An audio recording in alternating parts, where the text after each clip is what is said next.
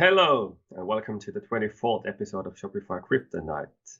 This one will be for the bigger corporations out there or bigger companies. We're going to be talking about direct to consumer, how you can do it, and especially why you should do it. My name is Teemu Tolonen, and I have my great colleague Mikko Rekola. Welcome, Mikko. Thank you, and hello, brother. It's always good to see you, and I think we're going to be doing again an interesting episode of a interesting topic. We've been working quite a lot with the D2C things or D2C related things in the past years. Before we go into the actual agenda or the topic, do you have a surprise tip of the week for us this week?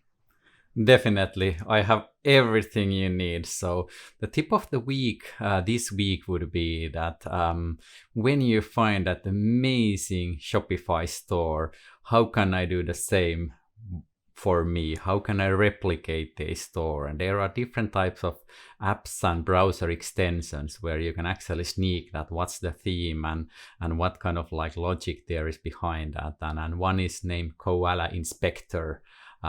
So you can install that to your Chrome app, and by that you will see that what theme they are using, what Shopify apps they are using, and even some basic information about their products and their average orders. So if you are into Shopify stores, willing to dig deep, and you don't have the access to the store, you're not the store owner, you want to find more information, so Koala Inspector is one of your best buddies.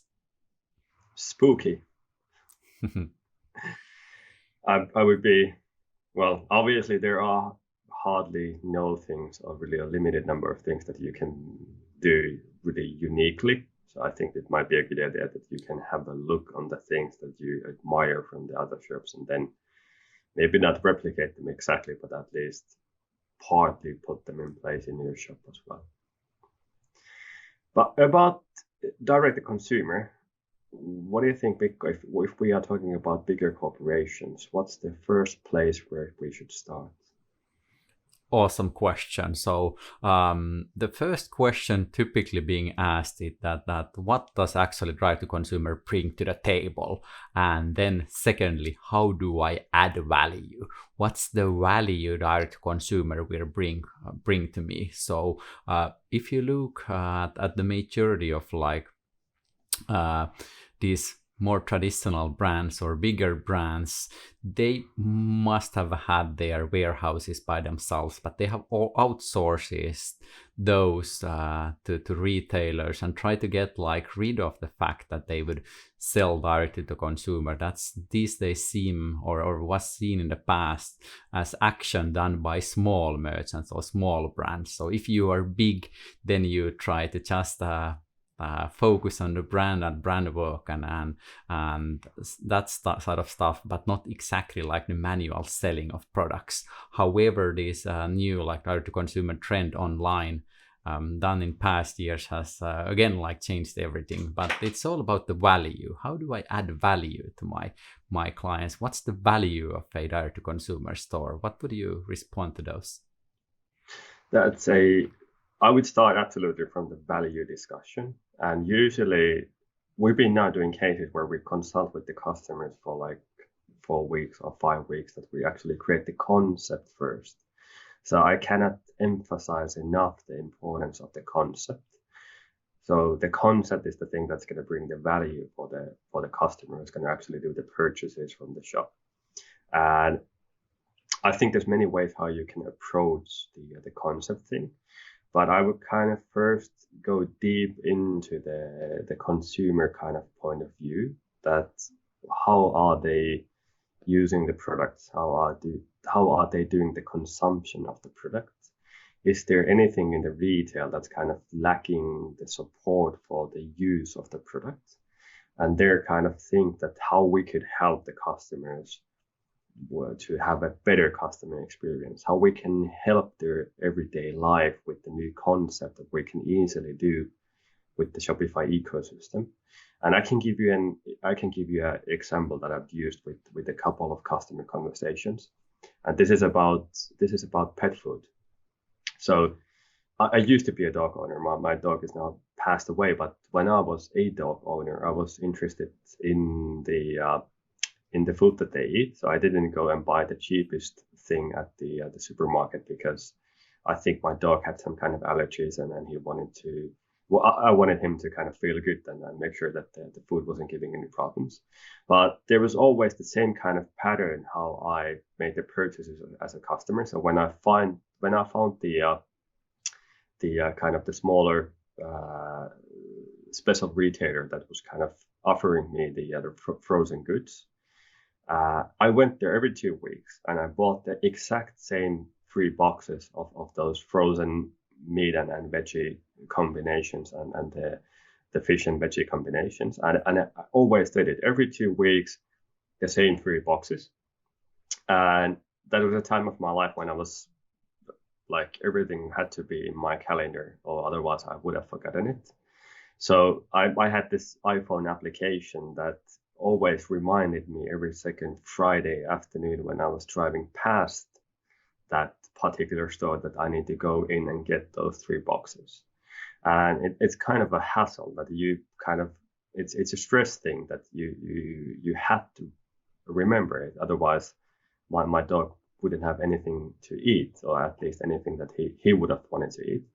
So if we take that example and we go to the online world, how easy it would be actually to create a subscription service where the dog owner or the cat owner, or I don't know if we have any sheep owners or any kind of pet that you have, you could create a bundle of products that would be delivered to your home door every 2 weeks, every 3 weeks, or you can modify the contents, or you can modify the interval that the products are shipped to your door. And you can obviously, if you are on a holiday, you can pause the service, and you can probably create a heck of a lot more added value into the concept by offering kind of guidance what the dog should be actually eating, or like things in that nature. So, and that's a kind of for me, that's an easy example how you could do kind of disruption in the market that has been kind of stable for years. And I don't think that the generation or people that are like 45 or younger would need that much even kind of they wouldn't hesitate that they would do their first purchase online. And if the service goes well, I think they will be really easily committed into that kind of service. And there you go, like easy steps to create added value for the customer, make their life easier, and then kind of start with an easy setup, and then kind of create additional things for the service layer or for the content that you can do on the site. How does it sound? It sounds really good, and I like the idea that there's this kind of like new concept where I can use like subscription e-commerce, which by default I feel that is amazing and is the future of 2020's e-commerce. But then again, like throwing in some hurdles for you as if I would be a brand owner, I would be like, okay, but what about my like value chain? I've tried to get rid of all the physical hassle. I don't want to have a warehouse. I don't want to see the physical goods. I'm the brand owner. My thing is that I already have like a very good network of retailers. They are bringing me the value, and the only thing that I want to do in house is like count my money, and then some ways like improve the brand and make sure that the customers are happy. I want to do customer studies. So why should I go there? Can you help me in any way? Yes, you're absolutely right on the money. And I think the part of the consultation that we've done for our customers has been actually setting up the structure of the business. So this is for all of the business owners or brand owners that are listening to this episode. If you are thinking something in kind of creating a new direct-to-consumer concept, the first thing you should do is to kind of ditch the corporation mindset.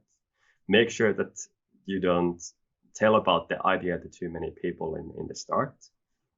Build the idea in a way that it's going to be basically an external division, like a new business division that you can do the pilot in.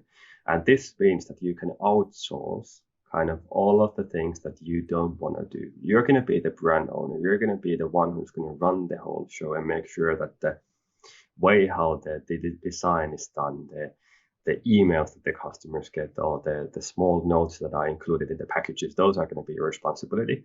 But the warehousing, the shipping, maybe even the customer acquisition, find a partner that can serve you in a kind of a lean and scalable way. Don't try to kind of twist your current organization to kind of handle this new lean and mean approach. Find a partner that can help you, and where you can start basically next week if you want to, because it's not that difficult. It's about if we have a look on warehousing and shipping, you're going to need a warehouse and you're going to need somebody to ship the orders. It's not that complicated. And then if your current warehousing is made for pallets and shipping the pallets for your retailers, forget about it. And when you've kind of graduated in the phase where you have a pretty good idea, you have the partners available in the network, that would be kind of the point where I would start the discussion internally and show other people in the organization that, what do you think about this? We could kind of get this going in 6 weeks. We would get the pilot done. We would own the data. And I think this is the part where I'm going to throw the ball back to you. So if we've kind of now are in the part where we are trusting the concept, we know how we can set it up as a business. What do you think, Mikko? What are the things that the corporate business owner can achieve from the new pilot? Right. That's like very good point. So then I jump back to the value discussion, that we can actually like offer value, and then what type of value. There is like tremendous value when you are directly in touch with the client. You will for the first time in most cases know the actual client. You get feedback, you get all sort of data, you actually understand that what the clients are. So that's one of the struggle that you've had distributors. You get sort of very vague data that it's a city person, might be a woman, might be a man. That's not the data that you're happy with as a brand owner. You want to have as precise data as possible. And then the possibility that you can have like one-on-one discussion and communication directly with the client, and not just that, but combining that with all the sales data, customer lifetime value, that kind of discussion. So as example, I've learned out of some brand cases that they have thought that this kind of segment is their core segment. They have been discussing with these clients and they have been very happy with the brand, and they're like, we are doing amazing. However, when they started to do direct to consumer, they figured out that our core segment is something else, and it's a segment that we didn't kind of like realize that existed, and those weren't that happy because they have different type of needs than that one segment that is like the very posh and polished, who are like saying that your product is amazing.